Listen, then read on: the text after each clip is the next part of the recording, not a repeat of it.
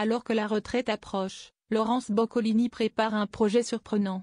Éric Dussart a recueilli ses confidences sur RTL. Laurence Boccolini, célèbre pour avoir animé le maillon faible sur TF1, a une carrière diversifiée incluant la présentation de télé-réalité et jeux télévisés. Elle prépare actuellement une autobiographie, soulignant ne pas vouloir y inclure de détails sur sa vie privée.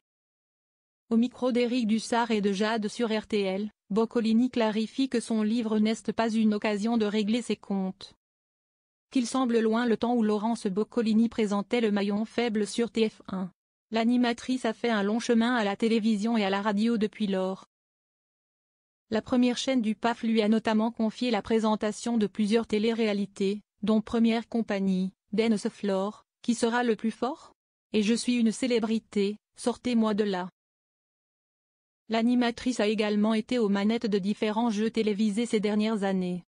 On a pu la voir par exemple remplacer brièvement Jean-Pierre Foucault pour les 15 ans de Qui veut gagner des millions? Ou encore animer Money Drop, le grand blind test et le grand concours des animateurs. Le dernier projet de Laurence Boccolini? Aujourd'hui, Laurence Boccolini peut s'enorgueillir d'une carrière longue de près de 40 ans. J'ai 61 ans.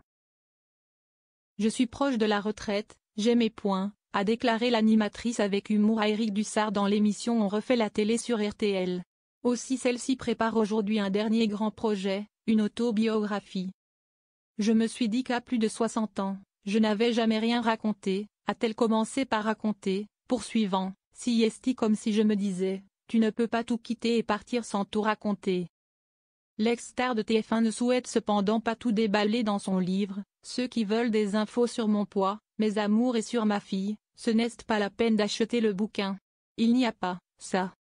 Cette mise en garde de Laurence Boccolini. La retraite approchant, Laurence Boccolini souhaite-t-elle régler ses comptes avec la profession? Ce n'est pas non plus du name dropping et du je vais régler mon compte avec machin parce qu'il m'a dit ça.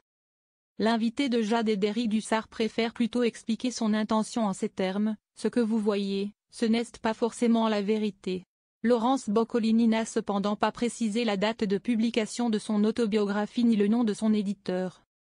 En attendant, les téléspectateurs la retrouveront ce soir à partir de 21h sur France 2. Elle commentera la 68e édition du concours Eurovision aux côtés de Stéphane Bern. La compétition sera diffusée en direct depuis l'Arena de Malmö, en Suède.